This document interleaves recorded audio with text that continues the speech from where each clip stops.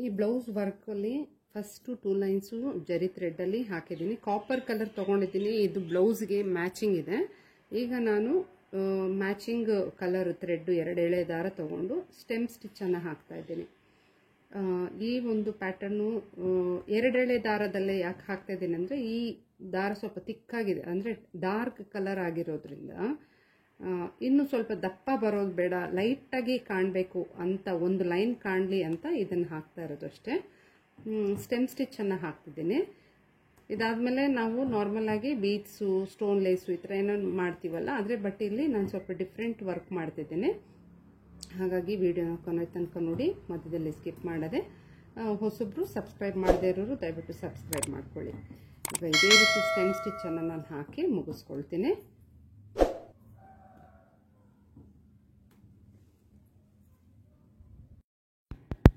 Thread line ಆದಮೇಲೆ beads line common ಆಗಿ ಹಾಕ್ತೀವಲ್ಲ, ಅದೇ ರೀತಿ ಹಾಕ್ತಿದ್ದೀನಿ. ಇವತ್ತಿನ ವಿಡಿಯೋ ತುಂಬ ಸ್ಪೆಷಲ್ಲು. ಯಾವಾಗಲೂ ನನ್ನ ವೀಡಿಯೋಸಲ್ಲಿ ಸ್ಪೆಷಲ್ ಇದ್ದೇ ಇರುತ್ತೆ, ಹಾಗಾಗಿ ಕೊನೆ ತನಕ ನೋಡಿ ಅಂತ ಹೇಳ್ತೀನಿ. ಈಗ ನೀವು ತಿಳ್ಕೊಳ್ಳೋ ಅಂಥದ್ದು ಅಂದರೆ ಟ್ರೇಸಿಂಗ್ ಹೇಗೆ ಮಾಡಬೇಕು ಅನ್ನೋದು ಇಲ್ಲಿ ತೋರಿಸ್ಕೊಡ್ತಾ ಇದ್ದೀನಿ. ಅದಕ್ಕೂ ಮೊದಲು ಫಸ್ಟು ಸೆಂಟರಲ್ಲಿ ಮಾರ್ಕ್ ಮಾಡಿಕೊಂಡು ನಾನು ಎಷ್ಟು ಡಿಸ್ಟೆನ್ಸಿಂದ ನಾನು ಈ ಒಂದು ಡಿಸೈನ್ ಬರಬೇಕು ಅನ್ನೋದನ್ನು ಬರ್ಕೊಂಡಿರೋದನ್ನು ನಾನೀಗ ಟ್ರೇಸ್ ಮಾಡ್ಕೋತಾ ಇದ್ದೀನಿ. ಇದು ಫ್ರೀ ಹ್ಯಾಂಡ್ ಟ್ರೇಸ್ ಅಂತಲೇ ಹೇಳ್ಬೋದು. ಅಂದರೆ ಫ್ರೀ ಹ್ಯಾಂಡ್ ಅಂದರೆ ಮೊದಲೇ ಆ ಒಂದು ಸಣ್ಣ ಲೀಫ್ ಡಿಸೈನ್ ಇದೆ, ಆದರೆ ಅದನ್ನು ಹೇಗೆ ಟ್ರಾನ್ಸ್ಫರ್ ಮಾಡೋದು ಅಂತ ತೋರಿಸ್ತಿದ್ದೀನಿ. ಅದರಲ್ಲೂ ಸೆಂಟರ್ ಪೋರ್ಷನ್ನು ಕರ್ವ್ ಇರುತ್ತಲ್ಲ, ಆ ಕರ್ವಲ್ಲಿ ಅಥವಾ ಆ ಒಂದು ರೌಂಡಾಗಿ ಬರೋ ಜಾಗದಲ್ಲಿ ಹೇಗೆ ನಾನು ಸ್ವಲ್ಪ ಸ್ವಲ್ಪ ಮೂವ್ ಮಾಡಿಕೊಂಡು ಈ ಡಿಸೈನನ್ನು ಬರ್ಕೋತಾ ಇದ್ದೀನಿ ಅಂತ. ನಿಮಗೆ ಈ ರೀತಿ ಮಾಡೋದು ಕಷ್ಟ ಆಗುತ್ತೆ ಅಂದರೆ ಮೊದಲೇ ನೀವು ಒಂದು ಮಾರ್ಕ್ ಮಾಡ್ಕೋಬೇಕು. ಒಂದು ಟ್ರೇಸಿಂಗ್ ಹಾಳೆಯಲ್ಲಿ ನೆಕ್ಕದು ಆ ಶೇಪನ್ನು ಬರೆದು, ಈಗ ನಾನು ಬರಿತಾ ಇರೋ ರೀತಿಯೇ ನೀವೇನು ಮಾಡಬೇಕಾಗತ್ತೆ, ಸ್ವಲ್ಪ ಸ್ವಲ್ಪ ಮೂವ್ ಮಾಡಿಕೊಂಡು ಇದೇ ಥರ ನೀವು ಬರ್ಕೋಬೇಕಾಗತ್ತೆ. ಆಗ ರೆಡಿ ಇರುತ್ತಲ್ಲ, ಅದನ್ನು ತೊಗೊಂಡು ಬಂದು ಬ್ಲೌಸ್ ಮೇಲೆ ಇಟ್ಟು ಅದನ್ನು ಡೈರೆಕ್ಟ್ ನೀವು ಟ್ರಾನ್ಸ್ಫರ್ ಮಾಡ್ಕೋಬೋದು. ಬಟ್ ಇಲ್ಲಿ ನಾನೇನು ಮಾಡ್ತಿದ್ದೀನಿ, ಒಂದು ಹಾಳೆಯಲ್ಲಿ ಸ್ಟ್ರೇಟ್ ಲೈನಲ್ಲಿ ಇರೋ ಡಿಸೈನನ್ನು ಆ ಟರ್ನಿಂಗ್ ಹೇಗೆ ಕೊಡಬೇಕು ಅನ್ನೋದು ತೋರಿಸ್ತಾ ಇದ್ದೀನಿ. ಈ ರೀತಿಯೇ ನಾನು ಸಾಧಾರಣವಾಗಿ ಎಲ್ಲ ಬ್ಲೌಸ್ ವರ್ಕಲ್ಲೂ ಈ ರೀತಿ ನಾನು ಸಣ್ಣ ಒಂದು ಚಿಕ್ಕ ಒಂದು ಡಿಸೈನ್ ಏನು ಬರ್ಕೊಂಡಿರ್ತೀನೋ ಅದನ್ನು ಇಟ್ಕೊಂಡೆ ಎಂಟೈರ್ ನೆಕ್ ಪ್ಯಾಟರ್ನನ್ನು ಬರ್ಕೊಳ್ಳುವಂಥದ್ದು. ಈಗ ನೋಡಿ, ಸ್ವಲ್ಪ ಸ್ವಲ್ಪ ಮೂವ್ ಮಾಡ್ಕೊಂಡು ಈಗ ಬರೆದಿದ್ದಾಯಿತು. ಆಲ್ಮೋಸ್ಟ್ ಈಗ ಟರ್ನಿಂಗ್ವರೆಗೂ ಅಂದರೆ ಸೆಂಟರ್ ಪೋರ್ಷನಿಂದ ಒಂದು ಸೈಡಿಗೆ ಬಂದಿದ್ದಾಗಿದೆ. ಈ ಥರ ಬರೆಯುವಾಗ ಯಾವುದೆಲ್ಲ ಇಂಪಾರ್ಟೆಂಟ್ ಅಂದರೆ ಆ ನೆಕ್ ಲೈನಿಂದ ಡಿಸ್ಟೆನ್ಸ್ ನೋಡ್ಕೊಳ್ಬೇಕು. ಈಗ ನೋಡಿ ಕರೆಕ್ಟಾಗಿ ಬಂದಿದೆ, ನಾನು ಮೂವ್ ಮಾಡಿ ನೋಡಿದ್ದೇನೆ. ಈಗ ಇನ್ನೊಂದು ಗುರ್ತಿಟ್ಕೊಂಡು ಹೇಗೆ ನಾವು ಚೆಕ್ ಮಾಡೋದು ಅನ್ನೋದು ಕೂಡ ನಾನು ತೋರಿಸ್ಕೊಡ್ತೀನಿ. ಈಗ ಈ ಥರ ನಾನು ಬರಿತಾ ಇದ್ದೀನಲ್ವ, ಈಗ ಸ್ಟ್ರೇಟ್ ಲೈನ್ ಬಂದಾಗ ನಮ್ಗೆ ಸ್ವಲ್ಪ ಈಸಿ ಆಗುತ್ತೆ. ಆಗ ಯಾವುದಾದ್ರೂ ಒಂದು ಲೀಫಿನ ತುದಿಯಲ್ಲಿ ಅಥವಾ ಸ್ಟಾರ್ಟ್ ಆಗೋ ಜಾಗದಲ್ಲಿ ಒಂದು ಹೋಲ್ ಮಾಡ್ಕೊಂಬಿಟ್ಟು ಆ ಜಾಗದಲ್ಲಿ ಕರೆಕ್ಟಾಗಿ ನಾವೇನು ಮಾಡ್ಕೋಬೇಕಾಗತ್ತೆ, ಇದನ್ನು ಪ್ಲೇಸ್ ಮಾಡಿ ಚೆಕ್ ಮಾಡ್ಕೋಬೇಕು. ಆ ಒಂದು ಕಂಟಿನ್ಯೂಯೇಷನ್ ಹೇಗೆ ಬರುತ್ತೆ ಅಂತ ನೋಡಲಿಕ್ಕೆ. ಸ್ಟ್ರೇಟ್ ಇರೋದು ತುಂಬ ಸುಲಭ, ಏನು ಕಷ್ಟ ಆಗಲ್ಲ. ಆ ಡ್ರಾಯಿಂಗ್ ನಾವು ಏನು ಬರ್ಕೊಂಡಿರ್ತೀವಲ್ಲ ಹಾಳೆಯಲ್ಲಿ, ಬಿಳಿ ಹಾಳೆಯಲ್ಲಿ, ಅದನ್ನು ಹಾಗೆ ಟ್ರಾನ್ಸ್ಫರ್ ಮಾಡ್ಕೊಂಡು ಹೋಗ್ಬೋದು. ಈಗ ಮೇಲ್ಗಡೆ ಇರೋ ಪೋರ್ಷನ್ನು ಬರ್ಕೊಳ್ಳೋದಕ್ಕೆ ಈಗ ನಾವು ಹೇಗೂ ಈಗ ಕಂಪ್ಲೀಟ್ ಮೂವ್ ಮಾಡಬೇಕಲ್ಲ, ಆಗ ಹೇಗೆ ಗೊತ್ತು ಮಾಡ್ಕೊಳ್ಳೋದು ಅನ್ನೋದನ್ನೇ ಆಗಲೇ ಎಕ್ಸ್ಪ್ಲೇನ್ ಮಾಡ್ತಾ ಇದ್ದಿದ್ದು. ಈಗ ನೋಡಿ, ಇದು ಸ್ಟ್ರೇಟ್ ಬಂತು, ಇದೇನು ಕಷ್ಟ ಇಲ್ಲ. ಈಗ ನಾನೇನು ಮಾಡ್ತೀನಿ ಅಂದರೆ ಅದನ್ನು ಕಂಟಿನ್ಯೂ ಮಾಡಬೇಕು ಅಂದರೆ ಅದಕ್ಕೆ ಮೊದಲು ನೋಡಿ ಈ ಥರ ಒಂದು ಲೀಫಲ್ಲಿ ಒಂದು ಹೋಲ್ ಮಾಡಿಕೊಂಡೆ. ಈ ಥರ ಸರಿಯಾಗಿ ಎಲ್ಲಿ ಆ ರೀತಿ ಇಟ್ಟಿದ್ದಾಯಿತು, ಎಲ್ಲಿ ಬರೆದಾಗಿದೆಯೋ ಅಲ್ಲೇ ನಾನು ಇದನ್ನು ಇಟ್ಟಿದ್ದೀನಿ. ಈಗ ಮುಂದಿನ ಮೇಲಿನ ಪೋರ್ಷನ್ನು ಮತ್ತು ನಾನು ಕಾರ್ಬನ್ ಹಾಳೆನ ಇಟ್ಟು ಟ್ರಾನ್ಸ್ಫರ್ ಮಾಡ್ಕೋತೀನಿ. ಸ್ವಲ್ಪ ಒಂದು ರೀತಿ ನಿಮಗೆ ಇದು ಫಸ್ಟ್ ಮಾಡುವಾಗ ಈ ರೀತಿಯೇ ಒಂಥರ ಕಷ್ಟ ಅನ್ನಿಸ್ಬೋದು, ಆದರೆ ತುಂಬ ಸುಲಭವಾಗಿ ಮಾಡ್ಕೋಬೋದು. ಇದು ಒಂದೇನು ಅಂದರೆ ನಿಮಗೆ ಕಾನ್ಫಿಡೆನ್ಸ್ ಇರಬೇಕು. ಇಲ್ಲ ಅಂದರೆ ಈ ರೀತಿ ಪ್ರಯೋಗ ಮಾಡೋಕ್ಕೆ ಹೋಗಬೇಡಿ. ಬಿಗಿನರ್ಸು ನೀವು ಸಪ್ರೇಟಾಗಿ ನೀವು ಬೇಕಾದರೆ ಟ್ರಾನ್ಸ್ಫರ್ ಮಾಡಿಕೊಂಡು, ಅಂದರೆ ನೆಕ್ ಲೈನ್ ಬರೆದು ಅದರಲ್ಲಿ ಡ್ರಾಯಿಂಗ್ ಎಲ್ಲ ನೀಟಾಗಿ ಒಂದು ಡಿಸೈನೆಲ್ಲ ಟ್ರೇಸ್ ಮಾಡಿರೋದನ್ನು ತೊಗೊಂಡು ಬರೆದಾಗಿರೋದನ್ನು ನೀವು ಮೇನ್ ಕ್ಲಾತ್ ಮೇಲೆ ಟ್ರಾನ್ಸ್ಫರ್ ಮಾಡೋದೇ ಒಳ್ಳೆಯದು ಅಂತ ಹೇಳ್ತೀನಿ. ಇಲ್ಲ ನಾನು ತೋರಿಸ್ತಾ ಇರೋ ಮೆಥಡ್ ಆದರೂ ಕೂಡ ನೀವು ಮಾಡ್ಬೋದು. ಯಾವ್ಯಾವ ರೀತಿ ಎಚ್ಚರಿಕೆ ವಹಿಸ್ಕೊಂಡು ಮಾಡ್ಕೋಬೇಕು ಅನ್ನೋದು ಇದರಲ್ಲಿ ತೋರಿಸ್ಕೊಟ್ಟಿದ್ದೀನಿ. ನೋಡಿ ಎಷ್ಟು ಚೆನ್ನಾಗಿ ಈ ಡಿಸೈನನ್ನು ನಾನು ಇಲ್ಲಿ ಬರ್ಕೊಂಡಿದ್ದೀನಿ. ಅರ್ಧ ಪೋರ್ಷನ್ ಆಗಿದೆ, ಇನ್ನು ಅರ್ಧ ಪೋರ್ಷನ್ ಅದೇ ರೀತಿ ಮಾಡ್ತೀನಿ. ಆದರೆ ಲೀಫ್ ಡೈರೆಕ್ಷನ್ನು ಚೇಂಜ್ ಮಾಡಿ ಹಾಕಬೇಕಾಗತ್ತೆ. ಓಕೆ, ಈಗ ನಾನು ತೋರಿಸ್ತಾ ಇರೋದು ಸ್ಲೀವಲ್ಲಿ. ಮತ್ತು ಇದು ಒಂದು ರೀತಿ ತುಂಬ ಲೈಟ್ ಕಲರು ಮತ್ತು ಇನ್ನೊಂದು ಸ್ಲೀವಲ್ಲಿ ಹಾಕ್ತಾ ಇರೋದನ್ನು ಯಾಕೆ ಹೆಚ್ಚಿಗೆ ತೋರಿಸ್ತೀನಿ ಅಂದರೆ ನನಗೆ ಕಡಿಮೆ ಸ್ಪೇಸಲ್ಲಿ ನಿಮಗೆ ಒಂದು ಬೇಗ ಡಿಸೈನ್ ಮುಗಿಯುತ್ತೆ ಕಂಪ್ಲೀಟಾಗಿ. ಅದಕ್ಕೋಸ್ಕರ ನಾನು ಆದಷ್ಟು ಸ್ಲೀವಲ್ಲೇ ಆಯ್ಕೆ ಮಾಡ್ಕೊಳ್ಳೋದು. ಆ ಸ್ಟೆಮ್ ಇರೋದಕ್ಕೆ ನಾನು ಬೀಡ್ಸಿಂದ ಒಂದು ಲೈನ್ ಕೊಟ್ಟಿದ್ದಾಗಿತ್ತು. ಈಗ ಲೀಫ್ ಥರ ಇರೋದಕ್ಕೂ ಪುನಃ ನಾನು ಬೀಡ್ಸಿಂದನೇ ಅದಕ್ಕೆ ಒಂದೊಂದು ಲೀಫ್ಗೂ ಔಟ್ಲೈನನ್ನು ಬೀಡ್ಸಲ್ಲಿ ಹಾಕ್ತಾಯಿದ್ದೀನಿ. ಇದೆಲ್ಲ ಒಂದು ರೀತಿ ಕಾಪರ್ ಕಲರ್ ಇರುವಂತಹ ಬೀಡ್ಸ್ ಅಂತ ಹೇಳ್ಬೋದು. ನೀಟಾಗಿ ಈಗ ನಾನು ಬೀಡ್ಸು ಇದೆಲ್ಲ ಸುಮಾರು ವೀಡಿಯೋದಲ್ಲಿ ತೋರಿಸಿರೋದ್ರಿಂದ ಡೀಟೇಲಾಗಿ ಇದರಲ್ಲಿ ತೋರಿಸ್ತಿಲ್ಲ. ಮೇನಾಗಿ ಟ್ರೇಸಿಂಗ್ದು ಒಂದು ಐಡಿಯಾ ಸಿಗಬೇಕು ಅನ್ನೋದಕ್ಕೋಸ್ಕರ ಆ ವಿಡಿಯೋ ಮಾಡಿದ್ದು, ಇವತ್ತಿನ ವಿಡಿಯೋ ಇದು. ಈಗ ಇಲ್ಲಿ ನೋಡಿ ಕುಂದನ್ಸ್ ಎಲ್ಲ ಅಂಟಿಸಿ ಬಿಟ್ಬಿಡ್ತೀನಿ. ಇದೆಲ್ಲ ಡ್ರೈ ಆಗಬೇಕು. ಇದೆಲ್ಲ ನಾವು ಬುಟ್ಟ ಪರ್ಪಸ್ಗೋಸ್ಕರ ಸೊ ಅದೆಲ್ಲ ಪ್ಲ್ಯಾನ್ ಮಾಡ್ಕೊಳ್ಬೇಕು, ಯಾಕಂದರೆ ಇದೆಲ್ಲ ಡ್ರೈ ಆಗೋಕ್ಕೆ ಟೈಮ್ ತೊಗೊಳುತ್ತೆ. ನಾವು ಬೇರೆ ಫಿಲ್ಲಿಂಗ್ ಎಲ್ಲ ಮಾಡುವಾಗ ಇದು ಡ್ರೈ ಆಗಿಬಿಡುತ್ತೆ. ಅದಕ್ಕೋಸ್ಕರ ಈ ರೀತಿ ಅದನ್ನೆಲ್ಲ ಅಂಟಿಸ್ಬಿಡ್ತೀನಿ. ಈಗ ಸೆಂಟರ್ ಪೋರ್ಷನ್ ನೋಡಿ, ಲೀಫ್ ಆ ಕಡೆಗೆ ಈ ಕಡೆಗೆ ಆ ಬಳ್ಳಿಗಳು ಡಿಫ್ರೆಂಟಾಗಿ ಮೂವ್ ಆಗಿದೆ. ಅದೇ ರೀತಿಯೇ ಸೆಂಟರ್ ಬ್ಯಾಕ್ ನೆಕ್ಕಲ್ಲಿ ಕೂಡ ನಾನು ಮೂವ್ ಮಾಡಿರೋದು. ಅಂದರೆ ಆ ಸೆಂಟರಿಂದ ಎಡಭಾಗಕ್ಕೆ ಮೇಲ್ಮುಖವಾಗಿ, ಬಲಭಾಗಕ್ಕೂ ಮೇಲ್ಮುಖವಾಗಿ ಲೀಫ್ದು ಆ ಒಂದು ಬಳ್ಳಿಗಳು ಹೋಗೋ ಥರ. ಈಗ ಈ ಜಾಗದಲ್ಲಿ ಜಸ್ಟ್ ಕುಂದನ್ಸನ್ನು ಪ್ಲೇಸ್ ಮಾಡ್ತಿದ್ದೀನಿ ಗ್ಲೂ ಹಾಕ್ಬಿಟ್ಟು. ಕುಂದನ್ಸ್ ಅಂಟಿಸೋದು ಅಂತಂದರೆ ಎಷ್ಟು ಗ್ಲೂ ಬೇಕೋ ಆ ರೀತಿ ಆ ಕುಂದನ್ ಶೇಪ್ಗೆ ತಕ್ಕನಂತೆ ನಾವು ಗ್ಲೂ ಹಾಕ್ಬಿಟ್ಟು ಅಂಟಿಸ್ಬೇಕು. ಈಗ ಫಿಲ್ಲಿಂಗನ್ನು ನೋಡೋಣ. ಈ ರೀತಿ ಒಂದೊಂದು ಲೀಫನ್ನು ಫಿಲ್ ಮಾಡಬೇಕು. ಸ್ವಲ್ಪ ಡಿಫ್ರೆಂಟಾಗಿ ಇಲ್ಲಿ ನಾನು ಫಿಲ್ ಮಾಡ್ತಿದ್ದೀನಿ. ಅದಕ್ಕೆ 2 ಕಲರ್ ಕಾಂಬಿನೇಷನ್ ಫಿಲ್ಲಿಂಗ್ ಬರುತ್ತೆ ಇದರಲ್ಲಿ. ಈಗ ಸ್ಯಾಟಿನ್ ಮೆಥಡಲ್ಲೇ ಹಾಫ್ ಲೋಡಿಂಗ್ ಮೆಥಡ್ ಅಥವಾ ಹಾಫ್ ಲೀಫನ್ನು ನಾನು ಫಿಲ್ ಮಾಡ್ತಿದ್ದೀನಿ. ಅರ್ಧ ಪೋರ್ಷನ್ ಲೀಫನ್ನು ಮಾತ್ರ ಇಲ್ಲಿ ಫಿಲ್ ಮಾಡ್ತಿರೋದು.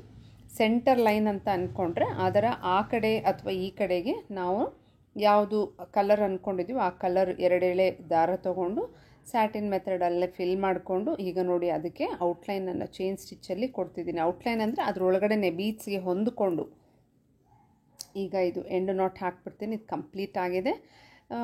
ಕಂಪ್ಲೀಟ್ ವಿಡಿಯೋ ಕೊನೆ ತನಕ ನೋಡಿ, ನಿಮ್ಗೆ ಆಗಲೇ ಗೊತ್ತಾಗೋದು ಯಾವ ರೀತಿ ಮಾಡ್ತೀನಿ ಅಂತ.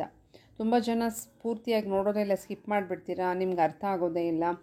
ಅದಕ್ಕಿಂತ ಬೆಟರು ನೀಟಾಗಿ ಅಬ್ಸರ್ವ್ ಮಾಡಿದರೆ ನಿಮಗೆ ಅರ್ಥ ಆಗುತ್ತೆ. ಈಗ ನೋಡಿ ಸ್ಯಾಟಿನ್ ಮೆಥಡಲ್ಲಿ ಲೀಫನ್ನು ಫಿಲ್ ಮಾಡೋದನ್ನು ತೋರಿಸ್ತಾ ಇದ್ದೀನಿ. ಇದೇ ರೀತಿ ಒಂದೊಂದು ಲೀಫಿನಲ್ಲೂ ಅರ್ಧ ಭಾಗ ಮಾತ್ರ ಫಿಲ್ ಮಾಡ್ಕೋತೀನಿ. ಮತ್ತು ಅದಕ್ಕೂ ಔಟ್ಲೈನನ್ನು ಚೈನ್ ಸ್ಟಿಚ್ಚಲ್ಲಿ ಕೊಟ್ಟು ಎಂಡ್ ನಾಟ್ ಹಾಕುವಂಥದ್ದು. ಸುಮಾರು ಥರ ಫಿಲ್ ಮಾಡ್ಕೋಬೋದು. ಇದು ಎಂಬೋಸ್ಡ್ ಬರಬೇಕು ಅಂತಂದರೆ ನಾವು ಆ ಲೋಡಿಂಗ್ ಕೊಡ್ತಿದ್ದೀವಲ್ಲ ಈಗ ಅದರ ಮಧ್ಯದಲ್ಲಿ ಥ್ರೆಡ್ ಹಾಕ್ಕೋಬೋದು ಅಥವಾ ಜರ್ದೋಸಿ ಕೊಡ್ಬೋದು ಅಥವಾ ಪೈಪಿಂಗ್ ಥ್ರೆಡ್ ಕೊಡೋದೇ. ಈಗ ಹಾಕ್ತಿರೋ ಒಂದು ದಾರದಿಂದನೇ ಮಧ್ಯದಲ್ಲಿ ಸ್ವಲ್ಪ ಜಾಸ್ತಿ ಥ್ರೆಡ್ಡುಗಳನ್ನು ಚೈನ್ ಸ್ಟಿಚಸ್ ಹಾಕಿ ಫಿಲ್ ಮಾಡಿದರೂ ನಿಮಗೆ ಎಂಬೋಸ್ಡ್ ಲುಕ್ಕು ಬರುತ್ತೆ. ಈಗ ಅರ್ಧ ಪೋರ್ಷನ್ನು ಬೀಡ್ಸ್ ಕೂಡ ನಾವು ಹಾಕ್ಕೋಬೋದು. ಥ್ರೆಡ್ಡೇ ಹಾಕಬೇಕು ಅಂತ ಏನಿಲ್ಲ. ಆದರೆ ಇಲ್ಲಿ ನಾನು ಥ್ರೆಡ್ 2 ಡಿಫ್ರೆಂಟ್ ಕಲರ್ ತೊಗೊಂಡು ಹಾಕ್ತಿರೋದು. ಕೊನೆಯಲ್ಲಿ ನಿಮ್ಗೆ ತೋರಿಸ್ತೀನಿ ಸ್ಯಾರಿ ಹೇಗಿದೆ ಅಂತ. ಯಾಕಾಗಿ ಈ ಥರ ಕಲರ್ಸು ಈ ರೀತಿ ಫಿಲ್ಲಿಂಗ್ ಮಾಡ್ತಿದ್ದೀನಿ ಅನ್ನೋದನ್ನು ಆ ಒಂದು ಸ್ಯಾರಿ ನೋಡಿದ್ರೆ ನಿಮ್ಗೆ ಗೊತ್ತಾಗುತ್ತೆ. ಈಗ ನೋಡಿ ಈ ರೀತಿ ಪ್ರತಿಯೊಂದು ಎಂಡ್ ನಾಟ್ ನೀಟಾಗಿ ಹಾಕ್ಕೊಂಡು ಲೀಫ್ ಅರ್ಧ ಪೋರ್ಷನ್ ಫಿಲ್ ಮಾಡ್ಕೋಬೇಕು. ಈಗ ನೆಕ್ಸ್ಟ್ ಹಾಫ್ ಆಫ್ ದ ಪೋರ್ಷನ್ಗೆ ನಾನು ಬೇರೆ ಕಲರನ್ನು ತೊಗೊಂಡಿದ್ದೀನಿ. ಇದನ್ನು ಸ್ಯಾಟಿನ್ ಮೆಥಡಿಂದನೇ ಫಿಲ್ ಮಾಡಬೇಕು. ಫಿಲ್ಲಿಂಗ್ ಯಾವಾಗಲೂ ನಾವು ಲೀಫ್ನ ಭಾಗ ಅಂದರೆ ತುದಿಯ ಆ ಒಂದು ಶಾರ್ಪ್ ಆಗಿರುತ್ತಲ್ಲ ಅಲ್ಲಿಂದ ಫಿಲ್ ಮಾಡಿಕೊಂಡು ಕೆಳಗಿನ ಭಾಗಕ್ಕೆ ಬರಬೇಕು. ಆಗ ಅದು ತುಂಬ ಚೆನ್ನಾಗಿ ನೀಟಾಗಿ ಕಾಣುತ್ತೆ. ಪ್ರಕೃತಿಯಲ್ಲಿರುವಂತಹ ಆ ಎಲೆಗಳನ್ನೆಲ್ಲ ನೀವು ನೀಟಾಗಿ ಅಬ್ಸರ್ವ್ ಮಾಡಿದರೆ ಗೊತ್ತಾಗುತ್ತೆ ಯಾವ ರೀತಿ ಕಲರ್ ಫಿಲ್ಲಿಂಗ್ ಮಾಡಬೇಕು ಅನ್ನೋದು. ಪೇಂಟರ್ಸ್ಗೆ ಹೇಗೆ ಗೊತ್ತಾಗುತ್ತೋ ಹಾಗೆ ನೀವು ನೋಡಿಕೊಂಡ್ರೆ ಯಾವ ರೀತಿ ಬಣ್ಣಗಳಿಂದ ನಾವು ಈ ದಾರಗಳನ್ನು ಯೂಸ್ ಮಾಡ್ಕೊಂಡು ಫಿಲ್ ಮಾಡ್ಬೋದು ಅನ್ನೋದು ಕೂಡ ನಿಮ್ಗೆ ಗೊತ್ತಾಗುತ್ತೆ ಫ್ರೆಂಡ್ಸ್. ಹಾಗಾಗಿ ನೇಚರ್ ಅಬ್ಸರ್ವೇಷನ್ ತುಂಬ ಒಳ್ಳೆಯದು ಅಂತಲೂ ಹೇಳ್ತೀನಿ. ಸುಮಾರು ವಿಚಾರಗಳನ್ನು ನಾವು ಕಲ್ತ್ಕೋಬೋದು. ಈಗ ಇಲ್ಲಿ ನೋಡಿ ಕಲರ್ ಕಾಂಬಿನೇಷನ್ನು ಸ್ಯಾರಿಗೆ ಮ್ಯಾಚ್ ಆಗೋ ಥರನೇ ತೊಗೊಂಡಿರೋದು. ಅರ್ಧ ಪೋರ್ಷನ್ ಹಾಕಿ ಈ ರೀತಿ ಹಾಫ್ ಆಫ್ ದ ಲೋಡಿಂಗ್ ಮಾಡ್ಕೊಳ್ಳೋದು ತುಂಬ ಚೆನ್ನಾಗಿರುತ್ತೆ. ಚಿಕ್ಕ ಲೀಫಲ್ಲೇ ಈ ಸ್ಯಾಟಿನ್ ಮೆಥಡಲ್ಲಿ ನಾವು ಫಿಲ್ ಮಾಡ್ಕೊಂಡಾಗಲೂ ಕೂಡ ತುಂಬ ಎಂಬೋಸ್ ನೋಡಿ, ನಾನು ಏನೂ ಹಾಕಿಲ್ಲ ಥ್ರೆಡ್ಗಳು ಕೆಳಗಡೆ, ಆದರೂ ಲೈಟ್ ಎಂಬೋಸ್ ಲುಕ್ ಬರ್ತಿದೆ ನೋಡಿ. ಇದಕ್ಕೂ ಔಟ್ಲೈನ್ ಕೊಡ್ತಿದ್ದೀನಿ. ಇದೇ ರೀತಿ ಎಲ್ಲ ಲೀಫನ್ನು ಫಿಲ್ ಮಾಡ್ಕೋಬೇಕು. ಈಗ ಇದಿಷ್ಟು ನಮ್ಮದು ಕಂಪ್ಲೀಟ್ ಆಗಿಬಿಡುತ್ತೆ ಫಿಲ್ಲಿಂಗು. ನೆಕ್ಸ್ಟು ನಾನು 6 ಎಳೆ ದಾರ ಕೋನ್ನಲ್ಲಿ ಬರುತ್ತಲ್ಲ ಜರಿ ಥ್ರೆಡ್ಡು, ಅದನ್ನು ತೊಗೊಂಡಿದ್ದೀನಿ. ಇದು ಈ ರೀತಿಯಾಗಿ ನಾವು ಲವಂಗ ಸ್ಟಿಚಸ್ಸನ್ನು ಅಲ್ಲಲ್ಲಿ ಫಿಲ್ಲಿಂಗ್ ಆಗಿ ಹಾಕಲಿಕ್ಕೆ ಇದನ್ನು ಯೂಸ್ ಮಾಡ್ತಿದ್ದೀನಿ. ಇದು ಒಂದು ರೀತಿ ಕಲರ್ ನಿಮಗೆ ಗೊತ್ತಾಗ್ತಾ ಇಲ್ಲ ಅನ್ಕೋತೇನೆ. ಗೋಲ್ಡ್ ಆ ಒಂದು ಬ್ಲೌಸಲ್ಲಿ ಯಾವ ಥರ ಆ ಜರಿಯನ್ನು ಯೂಸ್ ಮಾಡಿದ್ರು ಅದಕ್ಕೆ ಮ್ಯಾಚ್ ಆಗೋ ಥರನೇ. ಮತ್ತು ಲೀಫಿನ ಮಧ್ಯದಲ್ಲೂ ಈ ರೀತಿ ನಾನು ಒಂದು ಲವಂಗ ಸ್ಟಿಚ್ಚನ್ನು ಕೊಡ್ತಿದ್ದೀನಿ ನೋಡಿ. ಈ ರೀತಿ ಆ ಕಡೆ 2 ಈ ಕಡೆ 2 ಮತ್ತು ಲೀಫ್ನ ಮಧ್ಯದಲ್ಲಿ ಲವಂಗ ಸ್ಟಿಚ್ಚು.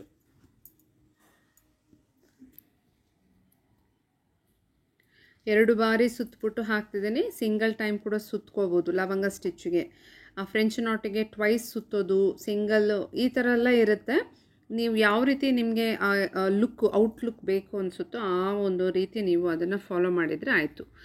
ಈಗ ನೀಟಾಗಿ ಒಮ್ಮೆ ಸೂಜಿಗೆ ಈ ಥರ ಹಾಕ್ಕೊಂಡ್ಬಿಟ್ಟಿದ್ದೀರಂದರೆ ನೀಟಾಗಿ ನೀವು ಎಲ್ಲ ಕಂಪ್ಲೀಟಾಗಿ ಲವಂಗ ಸ್ಟಿಚ್ ಹಾಕಿ ಮುಗಿಸ್ಕೋಬೋದು.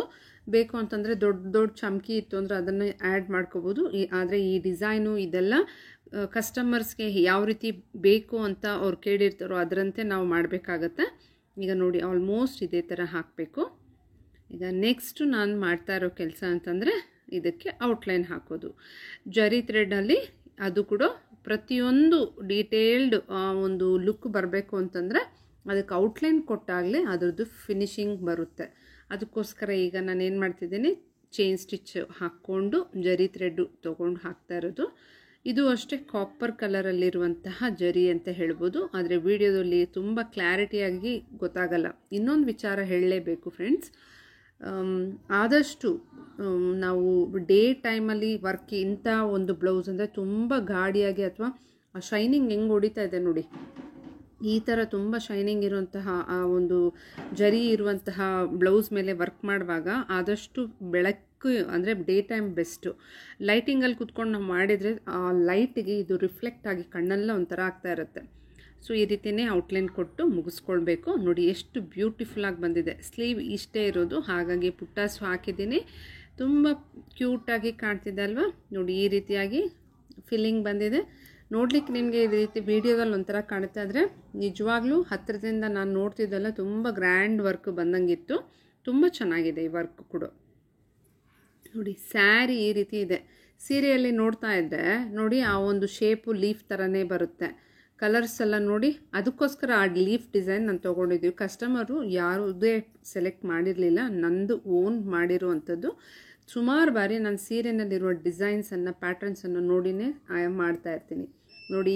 ಇವತ್ತು ಸೀರೆ ಸಿಕ್ಕಿದೆ, ಹಾಗಾಗಿ ನಿಮ್ಗೆ ತೋರಿಸ್ತಾ ಇದ್ದೀನಿ ಹೇಗೆ ನಾನು ಸೆಲೆಕ್ಟ್ ಮಾಡ್ಕೊಂಡಿದ್ದೆ ಅಂತ ನೋಡಿ. ಈ ರೀತಿ ಕಲರ್ ಕಾಂಬಿನೇಷನ್ ಲೈಟ್ ಕಲರ್ಸ್ ಇದೆ, ನಾನು ಡಾರ್ಕ್ ಯೂಸ್ ಮಾಡಿದ್ದೀನಿ ಅಷ್ಟೇ ಫ್ರೆಂಡ್ಸ್. ಎಷ್ಟು ಚೆನ್ನಾಗಿ ಬಂದಿದೆ ಅಲ್ವಾ.